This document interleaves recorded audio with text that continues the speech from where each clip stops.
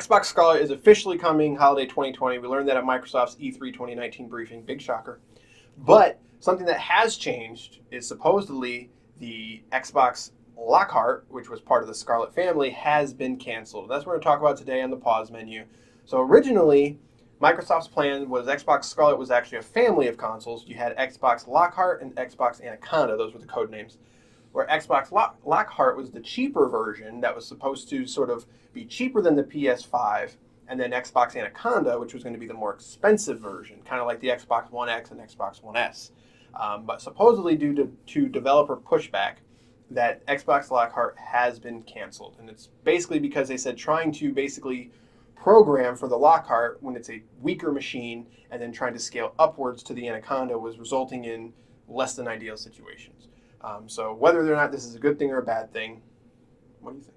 I think this is a great idea. I mean, just because the whole idea of the Xbox X Cloud or whatever that's going to be coming out as well, I feel like that's going to be your cheaper end console. I mean, like, I feel like with that, there's no reason to have Lockhart because, like, I don't know. Like, I feel like, and with anyway, like, building a machine that's weaker doesn't really reach out to me. Like, I don't care if it's a cheaper price or whatnot. If I'm paying for next gen, I want the up and upcoming thing. You know, I mean, I don't want different tiers of next gen. I want next gen, if that makes sense. Like, I don't know. It's hard to describe. I agree. I think originally when we talked about this, it was about a year ago now, when we were talking about prices for next gen, and when the supposedly two consoles were coming out, I think it made sense then. But as time has gone on, and we got xCloud, like you said, and as well as I think everyone sort of expected Sony to be more of a kind of playing it safe. Like, they weren't going to go super hard on specs because they wanted to keep the price at $399. But from what we're hearing, the PlayStation 5 might be more powerful than even the Anaconda. Originally, it seems like their plan was to sort of sandwich the PlayStation. It was like, if you want the cheaper, like, we got a cheaper box, and then we also got the more expensive box. I don't like this idea. Yeah. Just give me, I mean, yes, you know, give me your most powerful console. That's what I want, okay? I don't want different brands of your console, you know? I want the top tier, which I feel like it should just be Scarlet. Right. You know, get rid of the Anaconda. Just give me Scarlet. Well, that's the same thing. The Scarlet will be the Anaconda. All right, that makes sense. Yeah. Then give me that. So I completely agree. There's no reason to have Lockhart. Right. Yeah, and it kind of, when you think about it now, it's just sort of like, who is that actually for? Because I have a Lockhart. It's called my Xbox One, you know? Right. Well, and that's the other thing what were they going to do with the 1S and the 1X then? It's like, were you really going to have 4 different boxes, like, on shelves? It's like, well, you got the Xbox One S because stuff like Halo Infinite's going to be cross-gen. It's just, it was going to get messy really quickly. Just imagine the marketing is like, well, this one's a little more powerful than your console, but this one's way powerful, like way even better. Like, I don't know. Yeah, no, the marketing would have been a nightmare on it, especially because you already have the 1X. So that's what I'm saying. So, like, it just, to me, it feels like you should get rid of the 1S and just have the 1X be your sort of newer device, or your cheaper device. You know, get that thing down to $299, and I think we'll talk about this later, but I think it's fair to say the Lockhart or the Anaconda is probably going to be at least $399, but probably $499. So if you have a $300 entry where you can still play Halo, but like you said, xCloud is a huge thing for them.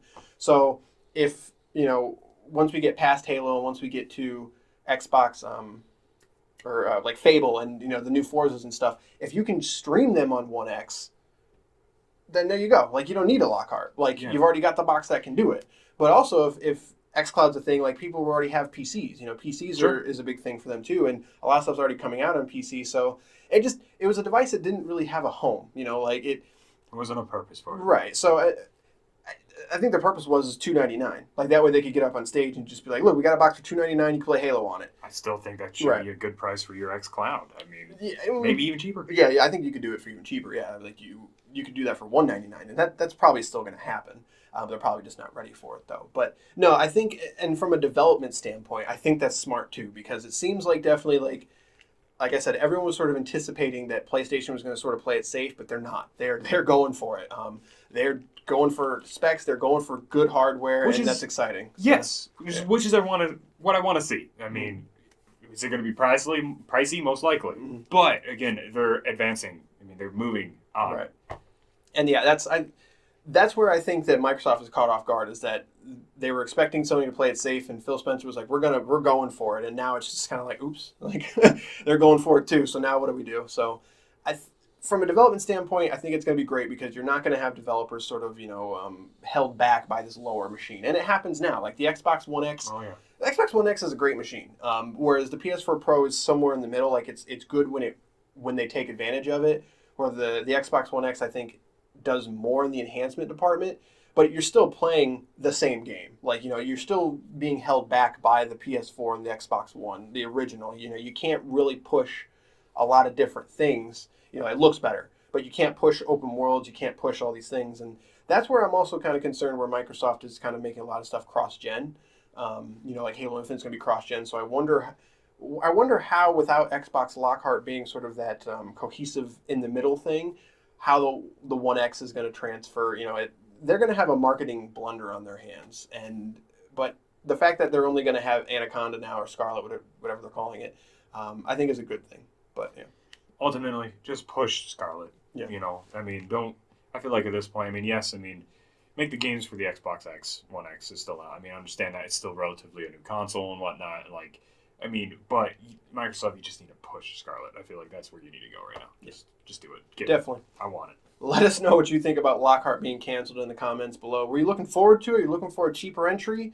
I'm going to guess probably not. But if you were, I'd be interested to hear what you thought about it, and if maybe that was going to be your reason to go to Xbox instead of PlayStation this time, was the cheaper entry point. But let us know in the comments below. Hit that like and subscribe button. It really helps us out, and we'll see you next time.